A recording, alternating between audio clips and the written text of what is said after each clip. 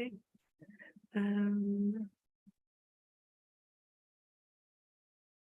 There we go. Hello, hello, hello, test.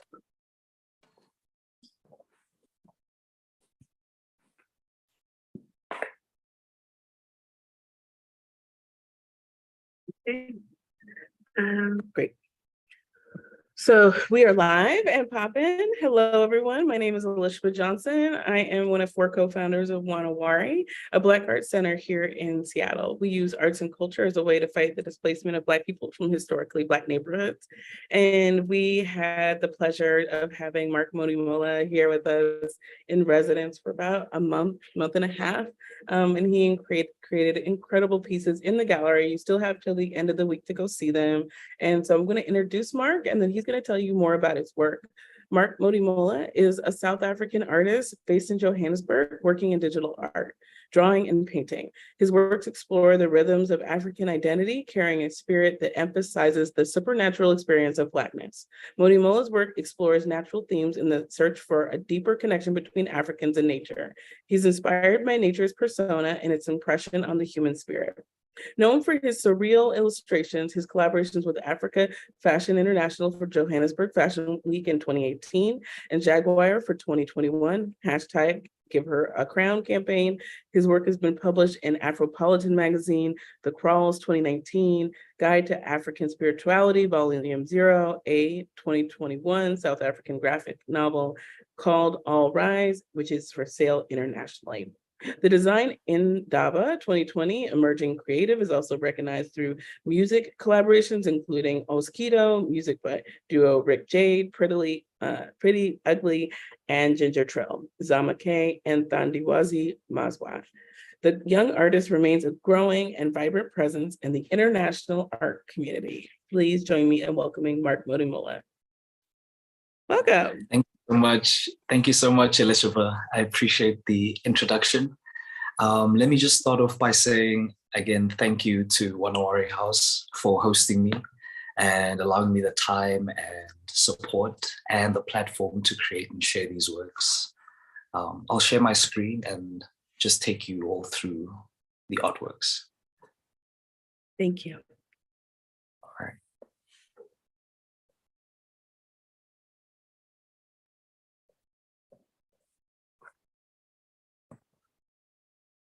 Okay, cool. So this is Wanawari for those of you who don't know. A wonderful place that I had the pleasure to spend some time. And when I arrived here, I brought over some canvases, and these canvases were primed, but I had not really worked on the stories that I would tell with these works. And so the goal was to keep the process of the painting and the adding of the colors quite organic. So as I said, I primed the artworks and had started testing the colors outside. And in this process, the wind helped me, to move the colors about, and actually working outside helped me to truly test the frequency of the colors. So I started building my washes of yellow ochres and red oxides that were made up of, the different river clays that I had brought over from South Africa and some that I had sourced from Seattle through a friend. And all this helped me to create the rich textures and a space for the narrative in each of the canvases to unfold. So the stories end up, telling a narrative about nature, and they relate to Black identity, relation, knowing, and how we ourselves see each other. And so I was interested in exploring the relationship between how we see nature and how we understand ourselves. And so the work itself explores this idea of divine knowing. And these are just some works or some photos of the process that I went through.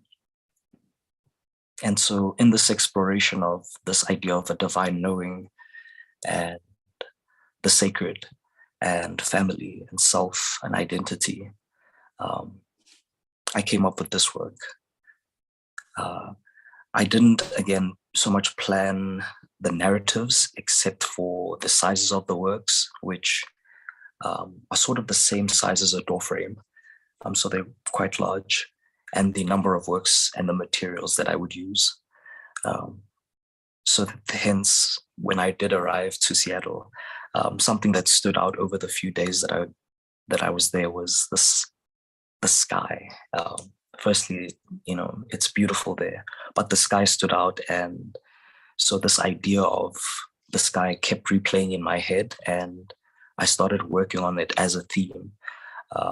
The idea of using the sky as a portal, not only for travel, but for other means and memories to be accessed and stored, and for us to imagine.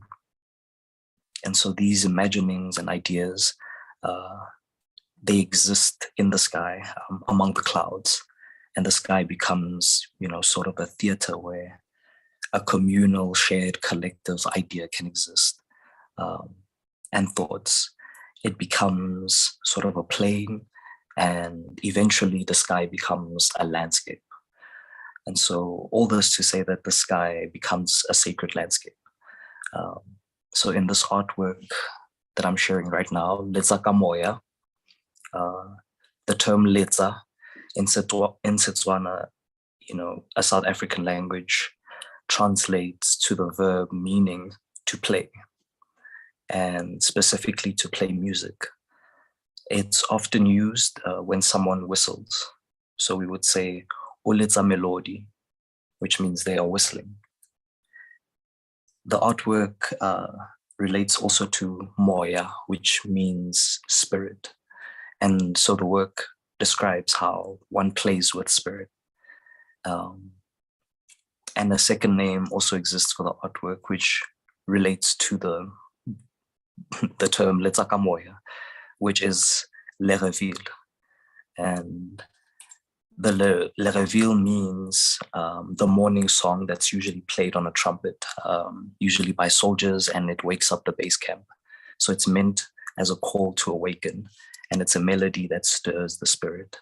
And so we see this figure that could be related to a forest or a nature nymph, or could be referred to as a warrior. However it's chosen to be seen, she emerges from this nature and calls out and plays the song that's timeless, and it's carried across land and sky and water, and it burrows into us when we look at the work, and finally it settles into who we are and how we see ourselves. So the song is a song of justice. It's a song of rejuvenation and revolution that she sings or plays, and it begins in nature and stirs in our spirits. The idea of this work was to help us, or remind us, that we have not yet arrived and that our war is yet to be won. The nature nymph herself is a symbol that we use to fight through. She sort of embodies that fight that we carry, and it's a fight that stirs from nature once again. So it's not necessarily a violent, outright fight. And so I'll talk about what she's wearing a bit in closing. So her attire draws on the legacy of her struggle. Her regalia bears the threads of her history, and she's wrapped in a white praying cloth around her waist, which symbolizes something we might call a carouse, or an animal cloth that would have been worn. And she wears rings along her waist, which are made of gourds or gourd fibers that symbolize her initiation into society. And these gourds are often worn by women who go through initiation in the mountains. And so I brought that in to just relate that. So on her back, she also carries this chest plate that's worn, or was worn, by Tswana warriors. I think that ended around the 1800s, around the time of colonization. So I wanted to make reference to that time, and especially what it meant. So on her head, she's carrying these plants, which is also standing among, and these plants represent Artemisia. I think it's also known as wormwood, and it's a healing plant. And she's picked this for her tinctures, which she's going to use to create this medicine. And she's surrounded by the field of these herbs once again. And so as these herbs rest on her head, there's also a shield which creates, a crown on her head. And the shield is, of course, meant to protect her as she calls out to people. So yeah, in closing, this work, once again, was also just inspired by some of the books that I read, especially the artist Charles White, who was a muralist, an American muralist, and had an incredible series called J'accuse, a series of charcoal drawings where he explores Black life and the struggle. And it's a wonderful social commentary that he creates with his work. I'll move on to the second work. So this is again an image of just how I was working on the pieces outside. And it was really good for capturing, the light and seeing how the colors really live. Some inspiration. But this work that I'm working on here is called Setlhare. And Setlhare, again, is a Tswana term that relates to a tree. It means tree, but it also means medicine. And so as the idea of this work is, again, it's a memory that we can all return to, a sacred place in, this landscape that I'm describing. And the medicine is viewing the tree, because again, it's a place that we can all visit. It's not something that can be destroyed because it's a memory. And so the act of viewing it creates this memory and in fact works as a medicine on your psyche. That was the idea of it, at least, is, this eternal tree that lives in the sky, that nourishes our memories, that nourishes our thoughts and heals us.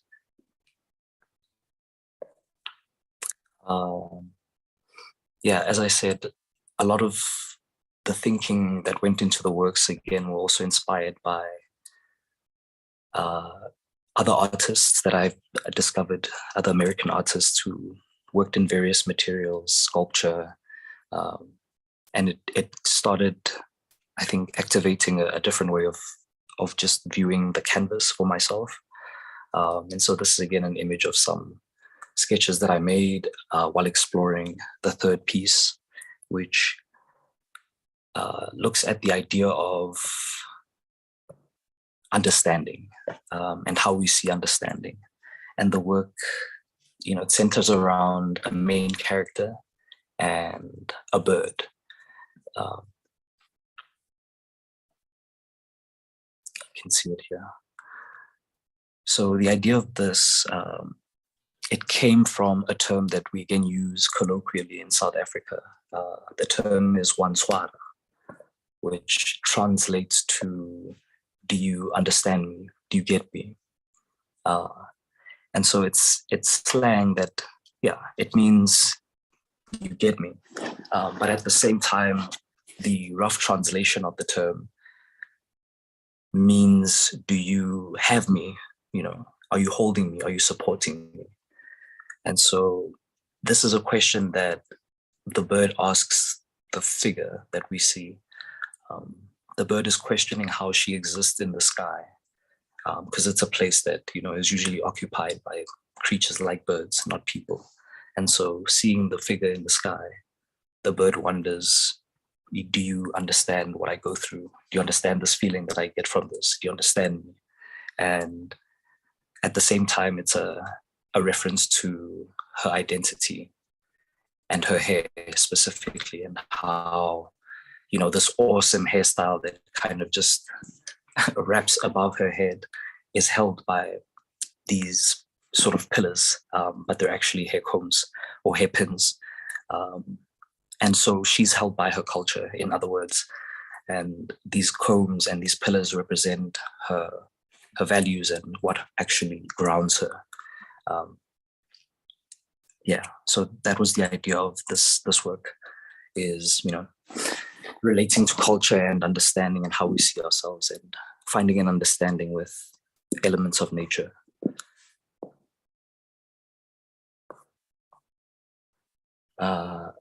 So the final work that I created was a work that for me was inspired by a South African traditional healer and writer, artist. He's known as Credo Mutwa, and he wrote a book called Indaba, My Children. And the book relates basically like traditional stories, cultural stories, mythical stories about how we came about as people and how we have created social structures and we have created systems and economies outside of white structures hundreds of years ago. And he explains this in his book and gives us narratives. So I'm making a reference to this book in this work. The work itself is called Indaba, and Indaba is a Zulu term that means a big meeting. And the idea of it was really also trying to look at how we share culture and how do we share knowledge and how do we bring knowledge across time to younger generations. And so the work explores bringing this idea of offering and knowledge and sacred relationships and communicating with the spiritual realm. The spiritual world, serves us, and Indaba refers to this, and this sort of encounter that happens, that this main figure in the middle is taking the two other figures. And so we see these three figures making their way to a meeting that's supposed to be occurring with the moon. And it's a new moon, a full moon, where, you set your intentions and your desires can be set. And so, it explores how these women or these, female figures are representations of, again, pillars of society or pillars of culture or pillars of our communities and how we see ourselves. And so on the left, you have the young woman who's carrying a bowl of incense that's burning. And this incense eventually grows out and forms part of the clouds and reaches to the moon. And that object symbolizes, spirituality in the community. We see the figure on the right-hand side carrying books on her head. And that symbolizes knowledge, divine knowledge, cultural knowledge, and knowledge of self. And the main figure on her head carries this golden orb that's balanced perfectly on her head. And in fact, it's so perfectly balanced that a bird is perched on it. I believe that's a blue jay that I observed in Seattle as well. And the orb on her head, this golden orb, it represents, economy and value, what the society actually values, and the Godhead in all, simplicity. And so this female figure is, in a way, initiating her daughters into this meeting and this knowledge system of how do we draw inspiration and knowledge and build value using nature and from nature. And it questions what holds a community together and who nurtures it and what feeds a community. Especially looking at how these days we live for immediate gratification and the now, and focus on what sells instead of what is actually tangibly meaningful or spiritually meaningful, and we forget the lessons of tomorrow through this. And this work is kind of a reminder where you have these Trinity figures that are guiding us in a way, and they are guided by the moon. And so it looks at how this whole narrative of culture begins by carrying what carries us in all effects. And so, these are the 4 works that I created. during my residency period, and some of the ideas that I was trying to relate in creating them. So just amazing. Thank you so much, Mark. Can you speak a little bit to, I mean, I've never had anybody in residence who really kind of got into community the way that you did while you were here. Can you talk a little bit how you navigated coming from a totally different country and continent, and what it was like to kind of learn what Seattle Black folks were like a little bit? yeah. Thank you for that question. I think that was a really big part of the residency was, I'll maybe give a little bit of back history of how I made it to Seattle, which is so far from South Africa. I feel like we're on the edges of the world.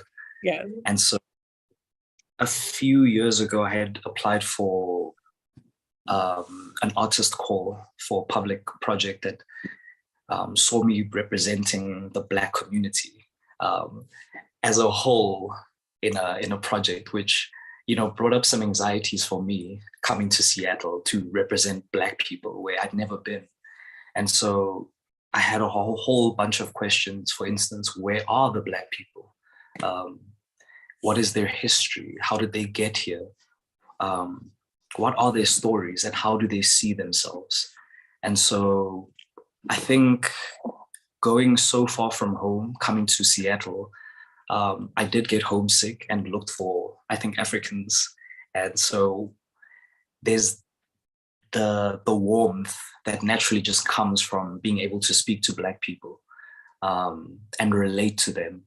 And so I think the serendipity of making it to Wanawari those few years back and then eventually coming to the residency was beautiful for me, being so interested in how do we create or how do we see ourselves as imagined communities? Because the Black community is not just Central District and then, Harlem and Atlanta or South Africa. It's us. It's us as a whole. And it's an imagined community where I knew I'd love the Black people in Seattle and we would relate, even though I'd never met them. And at the same time, we had shared this bond and understanding of ourselves and aspirations for what is good for us and what do we need. And people understood that without me having to over-explain it. And that helped me kind of see myself as part of the community in an easier way and then also be accepted. Especially with the works that I created, I think it was an observation coming from a way of just how do we really see ourselves? How am I seeing you guys as Africans, as Black people in America? And how do you see yourselves? How do I see me? And how do we navigate our different but very similar struggles? And so I really, upon arriving, connected to a few people. People like Chef Kanita, who fed me so well. I would not, honestly, would not have made it without people like her. And being on like what I consider historical Black, African ground, like Inye's home ground. And there's such a beautiful, rich history in just the land of Wanawari and Liberty Bank and Central District. And so I think I'm a very curious traveler where I'm very interested in the culture and the history of a place because it helps me acclimate. And then through that, I'm able to also consider what's necessary, what's relevant to our narratives, just telling stories that inspire Black children and also help adults feel like they can relate and see themselves. And so I think there's that navigation that happens through community bonding and relations and stuff, which I really enjoy. No, I loved it. I was like people would pull up into the driveway and I was like, what's up? And they were like, I'm here for Mark. I was like, oh, okay. It was really cool. Well, the last question I'm going to ask you, because also the time is, Yeah. I don't know what time it is in South Africa right now, so I'm just really grateful that you're up probably really late or really early. Yeah. Is what do you got next? What should we be looking out for? Oh my goodness. I have a whole bunch of paintings. I'm actually just sitting in my studio, kind of resolving a whole bunch of paintings for some shows next year, and hopefully squeeze in a show or two before the end of the year. It's like since I came back from Seattle, I've been not only inspired by the things I've been processing, but there's been a good reception, and so I have a few shows in the US and in South Africa, and hopefully the rest of Africa planned for next year. Oh my gosh, I love it. Well, thank you so much. It's been such a gift. If you haven't already come to Wanawari, Mark's work is up through Sunday at 5 p.m. So you got to come see it. Everybody who comes through the door, their jaws drop and they say that they just absolutely love it. And it is for sale. So you can come get at me. And thanks for